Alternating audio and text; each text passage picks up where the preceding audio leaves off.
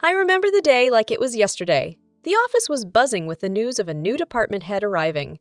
That's when I first laid eyes on Michael. He walked in with an air of confidence, like he owned the place. I was crunching numbers at my desk, buried in spreadsheets and tax forms. "You must be Anna, the star accountant I've heard so much about," he said, extending his hand. His voice was calm, his grip firm. "Yeah, that's me. And you're the new boss, huh? Big shoes to fill," I replied, shaking his hand. He chuckled. "I sure hope I can fill them. So you gonna show me the ropes around here or what?" I raised an eyebrow. "Maybe, if you're lucky." We hit it off from there. Work conversations turned into coffee breaks, and coffee breaks turned into late-night chats. That's when he told me about his sister, Elise, and his nephew, Lucas. "They're everything to me, Anna. Just a heads up, they're a package deal with me," he said earnestly one evening. "I love family. I'd like to meet them sometime," I responded, not knowing what I was signing up for. It wasn't long before I got my wish. Elise was striking, but her presence was cold, like a winter breeze that you can't shield yourself from. "So you're the accountant," she said, her voice laced with a hint of disdain. "Michael says you're good with numbers. Sounds boring to me." I forced a smile. "Well, we all have our talents. Accounting is mine." Lucas was a whirlwind, a 3-year-old with energy for days and manners yet to be learned. I watched as he ran around, his laughter filling the room, while Michael looked on with adoration. "He's a spirited one, isn't he?" I remarked. Michael chuckled. "That's one way to put it. He's my little champ, can do no wrong in my eyes." The wedding was modest, just close friends and family. I thought marrying Michael meant I was getting a partner, but it felt more like I was joining a club where I didn't know the rules. We moved into his house, right next door to Elise's apartment. I learned quickly that Michael paid her rent, something about wanting to keep family close. Elise's visits became more frequent, her presence in our home more imposing. "Michael, why is Elise here all the time? Doesn't she have her own place?" I asked him one evening. He was nonchalant. "She's my sister, Anna. She needs us. I'm all she's got after her messy divorce. Plus, she's got Lucas to think about." I suggested, maybe I could help her find a job. It could be good for her, to have something of her own. That's when I saw a side of Michael I hadn't seen before. His voice was sharp, his eyes stern. "Don't you dare, Anna. Elise's life is her business, not yours. Stay out of it." I was taken aback. "Okay, Michael. I didn't mean to overstep. I just thought—" He cut me off. "Just drop it, Anna. It's not your place." I let it go, thinking maybe it was just the stress of adjusting to our new life together. I didn't realize then that it was the beginning of a pattern, a cycle I was about to be trapped in. Elise's visits grew more frequent, if that was even possible. She'd waltz in like she owned the place, at any hour, without so much as a knock. One afternoon, I found her in the kitchen, rummaging through the fridge like it was her own. "Elise, don't you think you should at least call before coming over?" I said, trying to keep my tone light but firm. She shot me a look, her hand on her hip. "Listen, Anna, this is practically my second home. Michael doesn't mind, so why should you?" "It's not about minding, it's about privacy, respect. We need our space too," I replied, feeling my patience wearing thin. Elise scoffed, rolling her eyes. "Space? You married into this family, sweetheart. Space is a luxury you gave up. Get used to it." I was seething, but before I could retort, Michael walked in. "What's all the commotion about?" he asked, looking from Elise to me. "It's about your sister thinking she can just barge in here anytime she wants," I blurted out, unable to hold it in any longer. Michael's face turned serious. "Anna, I've told you before, Elise is family. This is her home too, in a way. Can't you just get along?" I was stunned. Get along? Michael, it's not about getting along. It's about boundaries, respect. Doesn't that mean anything to you? He sighed, running his hand through his hair. Of course it does, but she's going through a tough time. We need to be there for her. Elise smirked, enjoying the scene. See, Anna, Michael understands. Maybe you're the one who needs to adjust. I felt a mix of anger and helplessness. It was like banging my head against a brick wall. Fine, have it your way. But remember, this is my home too, I said, my voice shaking with frustration. The days turned into weeks. and the pattern continued. Elise's entitlement grew, and so did my resentment. One day, Lucas, now a whirlwind of mischief and tantrums, decided my vase was his new toy. The crash was deafening, the pieces of the vase scattered like my patience. "Lucas, that was not yours to break!" I exclaimed, my voice stern. Elise rushed in, her protective mother bear mode in full swing. "What did you say to my son?" she demanded, her eyes blazing. "I told him off for breaking my vase. He needs to learn to respect other people's property," I retorted, standing my ground. Elise was fuming. "He's just a child, Anna. They make mistakes. You don't need to make a big deal out of it." "A child needs to learn, Elise. If we don't teach them, who will?" I argued, feeling the weight of the situation. Before it could escalate further, Michael stepped in. "Okay, let's all calm down. It's just a vase. We can replace it."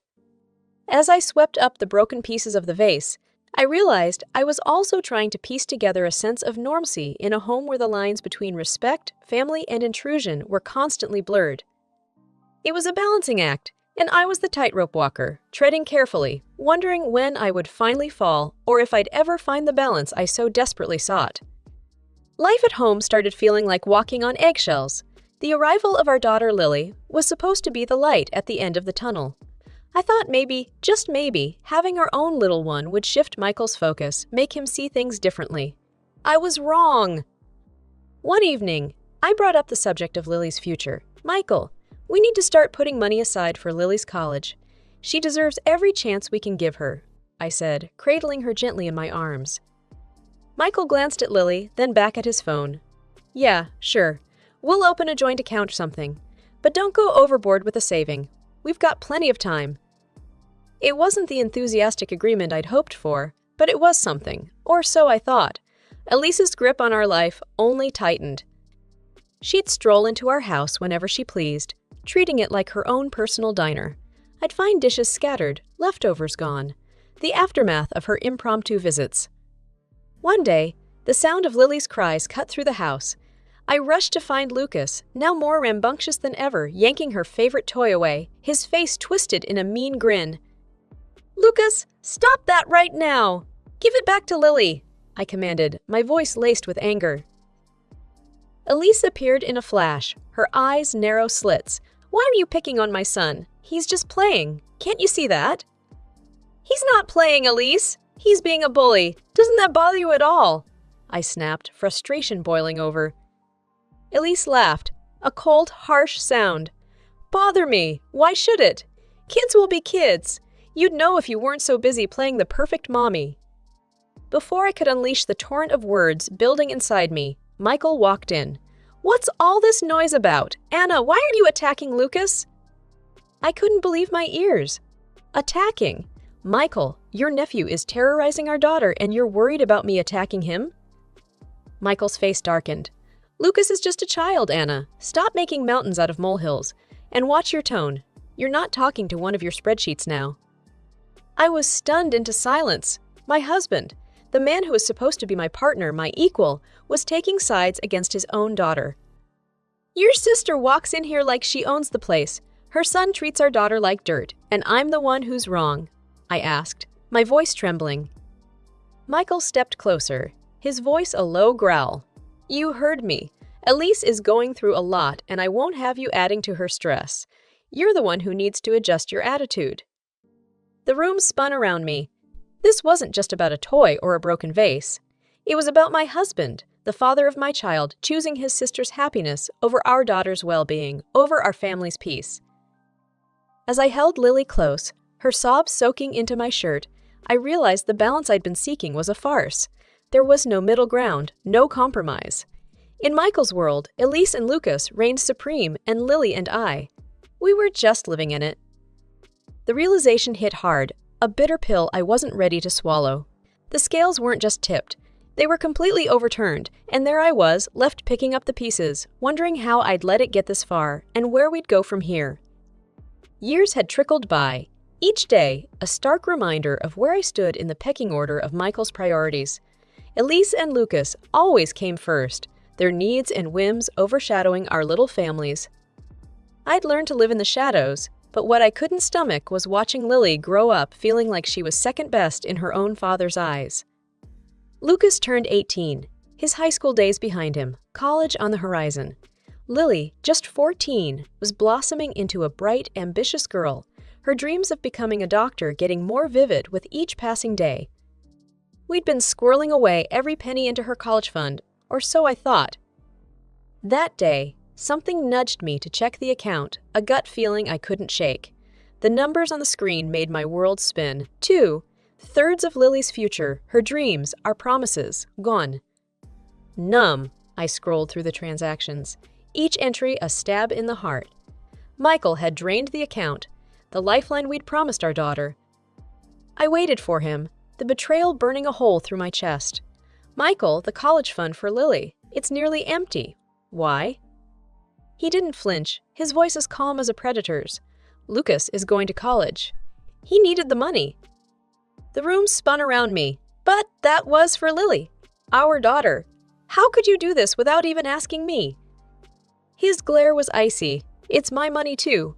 I don't need your permission to help my family. Your family, I echoed, disbelief wrapping around me like a shroud. Isn't Lily your family? Doesn't she matter to you at all? He scoffed, a sound that sent shivers down my spine. Elise and Lucas need me more. They're my responsibility. Lily, who'd been listening from the doorway, stepped in, her voice a mix of confusion and hurt. Dad, am I not your responsibility too? Don't you care about my future? Michael's reply was a blade, sharp and cold. Elise and Lucas will always come first. That's just how it is. The room fell silent, the truth hanging heavy like a storm cloud. Lily's eyes, once bright with hope, brimmed with tears, each one a silent accusation against the father who'd failed her. I looked at Michael, really looked at him, and saw the stranger he'd become. My husband, who was supposed to be my partner, my equal, had made his choice, and in doing so, he'd shattered the fragile facade of a family we'd tried so hard to uphold. As Lily's sobs filled the room, a clarity settled over me. This was the tipping point, the moment when the veil lifted and the ugly truth revealed itself. We weren't a family, we were just extras in the backdrop of Michael's unwavering loyalty to Elise and Lucas. The revelation about the college fund wasn't just a breach of trust. It was the catalyst that set everything in motion. The facade of our family life, already cracking, began to crumble piece by piece. In the days that followed, the house was thick with tension, each of us walking on a tightrope of unspoken words and raw emotions. Lily, once bubbly and chatty, grew quiet, her eyes losing the sparkle that once lit up the room. And Michael, he carried on as if nothing had changed, as if he hadn't just turned our world upside down. One evening, I couldn't take the silence anymore. Michael, we need to talk about what happened, I said, my voice steady but firm. He didn't even look up from his paper. What's there to talk about, Anna? It's done. I felt a surge of anger. Done. You think you can just wipe away what you did. You stole our daughter's future, Michael. He shrugged, the gesture so casual it made my blood boil. I didn't steal anything. It was my money, too. Your money, I echoed, incredulous. What about Lily? What about her dreams, her future? He finally looked at me, his eyes cold. Lily will manage. She's smart. She'll find a way. I stared at him, the man I once thought I knew, now a stranger sitting across from me. And what if she can't? What if your decision ruins her chances? He let out a harsh laugh. Life's tough, Anna. She might as well learn that now. That night, as I lay awake, the weight of his words crushing me, I knew something had to change. I couldn't let Lily's dreams be another casualty of Michael's blind loyalty to Elise and Lucas. Like clockwork, Elise barged into our house the next day, her smug grin stretching from ear to ear. Well, well, look at that. Lucas is off to a fancy college, thanks to Michael. Too bad for Lily, though. Guess she'll have to hustle for scholarships or something. She snickered, her voice dripping with malice. I bit back the anger rising in my throat. You think it's funny, Elise. You're here laughing while my daughter's future hangs by a thread? Oh, lighten up, Anna. It's not the end of the world. Michael did what he had to do. His nephew needed him, she said, her indifference stinging like salt in a wound. It was then she let something slip, a number that didn't match up. The amount she casually mentioned Michael gave her was way less than what had vanished from Lily's account. My mind raced. Where did the rest of the money go? I couldn't let it go. Not this time. I hired a private investigator, a quiet man with sharp eyes that missed nothing. Find out where the money went, I told him, handing over the account statements. Find out what he's hiding. It took 2 weeks of waiting, each day longer than the last. Then the investigator came back, his face grim. "I found what you're looking for," he said, passing over a file. "The contents made my world collapse. Michael wasn't just betraying me financially. He was having an affair." Armed with the evidence, I stormed over to Michael's sanctuary, where he was probably basking in the safety of his sister's support. Without a knock, I pushed the door open and threw the divorce papers in front of him. "Michael, we're through. This is where it ends," I said, my voice eerily calm yet seething with a rage that had been simmering for years. Elise, who had been watching the scene unfold with a smirk, let out a laugh. "Good riddance, Anna. Michael was too good for you anyway. Right, bro?" Michael, however, didn't share her amusement. "Anna, I'm done with you. I'll sign the papers and you get out of my house. Take Lily and leave." His words, meant to wound, only strengthened my resolve. It was then I played my final card, the ace I'd been holding close. "Not so fast, Michael. I have something else for you." I handed him the evidence of his infidelity. "And just so you know, I'll be seeking compensation for this betrayal. Your boss might be interested to learn about your little escapades, especially since it involves his wife." The color drained from Michael's face, his arrogance evaporating like mist under the sun. "Anna, please. I'm begging you. Let's sort this out. You can't do this to me." But his pleas fell on deaf ears. The time for begging was over. The time to act was now. You made your bed, Michael. Now you get to lie in it. As I turned my back on the crumbling facade of the life we had built, I felt the weight of the past years lift off my shoulders. It was a bitter end to a chapter filled with lies and deceit, but it was also a new beginning. A beginning where Lily and I could step into the light, leaving the shadows of Michael's betrayal far behind. The days that followed were a whirlwind. Michael's face when he realized the magnitude of what was at stake was a picture I couldn't erase from my mind. But this wasn't about revenge. It was about justice, about securing a future for Lily that her father had so carelessly gambled away. I sat at the kitchen table, the divorce papers in front of me, when Lily walked in. Her eyes, once filled with innocent joy, now held a maturity that no 14-year-old should have. "Mom, what's going to happen now?" she asked, her voice steady but her hands trembling ever so slightly. I reached across the table, taking her hands in mine. "We're going to get through this, Lily. It's going to be tough, but we'll make it. We're a team, remember?" She nodded, a determined glint in her eyes. "Yeah, team us. But what about Dad? And college?" I squeezed her hands, my resolve firm. "Your dad made his choices, and now he has to face the consequences. As for college, we'll figure it out. I'm not letting anything or anyone ruin your dreams." The legal battle that ensued wasn't pretty. Michael's lawyer was slick, his arguments crafted to paint Michael as a victim. But I held my ground, the evidence and the truth on my side. In the courtroom, Michael's eyes met mine, a silent plea in their depths. But this wasn't about him anymore. It was about righting a wrong, about standing up for my daughter. "Mrs. Carter, can you confirm that these transactions were made without your knowledge or consent?" the judge asked, his gaze piercing. "Yes, Your Honor. I had no idea until it was too late," I replied, my voice unwavering. "And the evidence of infidelity presented here, can you attest to its authenticity?" I nodded, feeling a mix of pain and triumph. "Yes, Your Honor, it's all true." The gavel came down like thunder, the sound marking the end of one chapter and the beginning of another. In light of the evidence presented, I'm ruling in favor of Mrs. Carter. Mr. Carter, you are hereby ordered to pay restitution for the misappropriated funds and additional compensation for emotional distress. Michael's face was a mask of shock and defeat, but Elise, who had come to support her brother, was livid. "This isn't fair. You can't do this to him," she shouted, her voice echoing in the courtroom. The judge's gaze was unyielding. "It's not about what's fair to him, Mrs. Carter. It's about what's fair to his family, the ones he betrayed. As we walked out of the courtroom, Lily's hand in mine, I felt a weight lift off my shoulders. It wasn't a victory, not in the true sense, but it was a step towards healing, towards rebuilding what had been broken. Michael's life unraveled after that. His boss, upon learning of the affair, showed him the door. Without his job, his world, once so carefully constructed, began to crumble.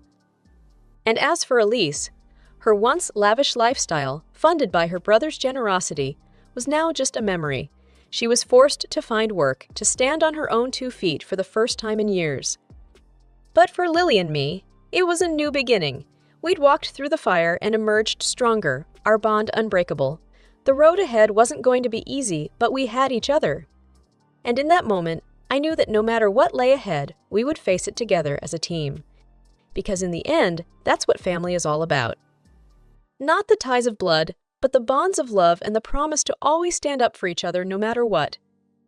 The world had turned upside down. Michael, once so sure of himself and his choices, was now scrambling to keep his head above water. Juggling 2 jobs just to make ends meet, his days of comfort and complacency were long gone. One evening, I saw him at the grocery store, looking worn out and tired. His cart was filled with basic necessities, a far cry from the luxurious items he used to bring home. "Anna," he said, his voice tinged with exhaustion, "I didn't expect to see you here." I looked at him, the man who had once been the center of my world, now a stranger fighting his own battles. "Life's full of surprises, Michael. Looks like you've got your hands full." He sighed, running a hand over his face. "Yeah, it's been rough. With Elise and Lucas moving in, things are tight. I'm doing what I can." The mention of Elise brought back a rush of memories, none of them pleasant. I heard she's working at the store down the street. Must be a change from her days of leisure. Michael nodded, a hint of embarrassment in his eyes. "It is, but she had no choice. I can't cover everything anymore, not after everything that's happened." I couldn't help but feel a twinge of satisfaction, seeing the consequences of their actions finally catching up. Well, actions have consequences, Michael. You're learning that the hard way. He didn't argue, the reality of his situation evident in his weary posture. "I know I made mistakes, Anna. Big ones. I just hope someday Lily can forgive me." I thought of our daughter, her resilience and her determination shining through despite the storm she'd weathered. Lily's focused on her future, on becoming a doctor. She's moving past this, past you. And so am I. Michael looked at me, a mix of regret and realization in his eyes. "I guess that's fair. I miss her, Anna. I miss both of you." I shook my head, the finality in my voice clear. "You made your choices, Michael. Now you have to live with them. Lily and we're doing just fine without you." As I left the store, I felt a surge of pride. Pride in how far Lily and I had come, in the strength we'd found in each other. Michael's world might have been crumbling, but ours was just beginning to rebuild. Lily's graduation was just around the corner, the culmination of her hard work and dedication. The dream of her becoming a doctor was no longer a distant hope, but a tangible, nearing reality. And as for me, I was content knowing that the storm had passed, and in its wake, it had left us stronger, more resilient. The aftershocks of Michael's decisions would still ripple through our lives, but they no longer had the power to shake our foundations. We had each other, and that was more than enough. As we looked to the future, to the new chapter waiting to be written, I knew that whatever came our way, we would face it together, as a team. Because in the end, that's what family is all about. Not the ties that bind you, but the love that holds you together, through the best and worst of times.